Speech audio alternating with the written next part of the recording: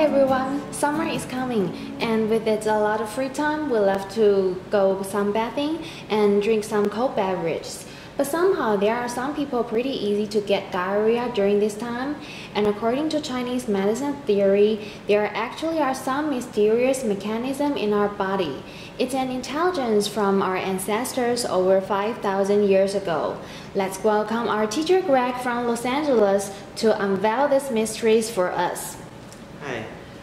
During the summer season, there is more humidity than normal in our environment, and the increased humidity actually acts as a dampness pathogen, and the damp pathogen can affect our middle jaw. Also, during the summer, yin tends to lie deeply within the interior in the abdomen and the digestive system, while yang qi tends to be more active at the surface end of the body and at the extremities as well. So when we have too much dampness and affecting the middle jaw that's cold with a tendency to have yin accumulation, this can be a cause of diarrhea during the summer when it impairs the spleen and stomach's function.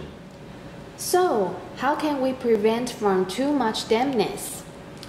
Well, you can prevent from accumulating too much dampness in the middle jaw primarily by keeping the stomach warm, and there's a lot of ways to do that.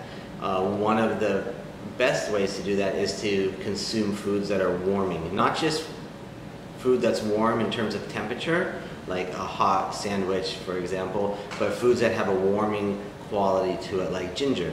So adding ginger to your food, adding ginger to soup. I think there's probably even some ginger products that people can add to soups and enhance the warming quality of the food. You can drink warming type of teas, ginger tea, cinnamon tea, cardamom tea, tea of star anise, etc., and those will all warm up the abdomen as well. In addition to that, if it's a serious problem, there are different kind of herbal formulas that can be taken that warm up the abdomen and improve the digestion. This warming up of the abdomen basically increases the yang qi there, and it helps transform the dampness and helps prevent it from accumulating.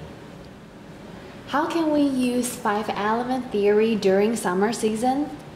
Okay, during the summer season, we will have a tendency to have too much aggressive behavior, or a tendency to have an abundance of the fire element. We see this in the environment with our increased temperatures during the summer, and the same is true within our body.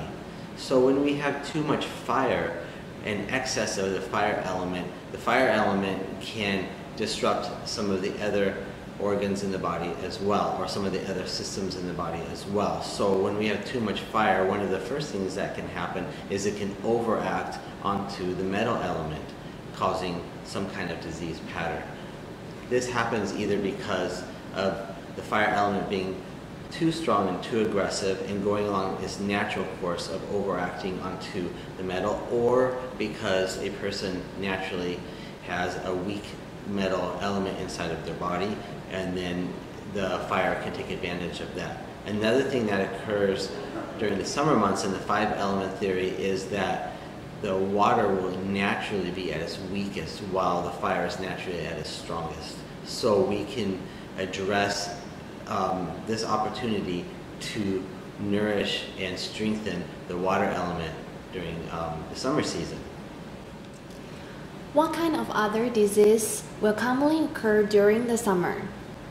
During the summer, a very common type of disease that can occur will be one that's afflicted from the climate. The climate during the summer is very hot, and that's what we call a fire pathogen, and it's also in many places very humid, which translates to a dampness type of pathogen. These two strong pathogens can attack the body and cause damage because of consumption of the body fluids and the yin from the heat, creating a heat type of pathology, and also the dampness can affect the body, causing a damp type of pathology that disturbs the digestive system in the middle jaw.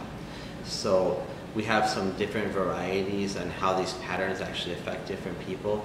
One of them will be where a person has more of the damp affliction, and then the dampness will disrupt the digestive system. And then another one will be where they have more heat damage. That damages the qi and the yin. And then yet another complicated pattern can be where we have the summer heat, dampness and heat affecting the body, but at the same time, a person can have an exterior cold pattern going on simultaneously. So you have heat and cold mixed together.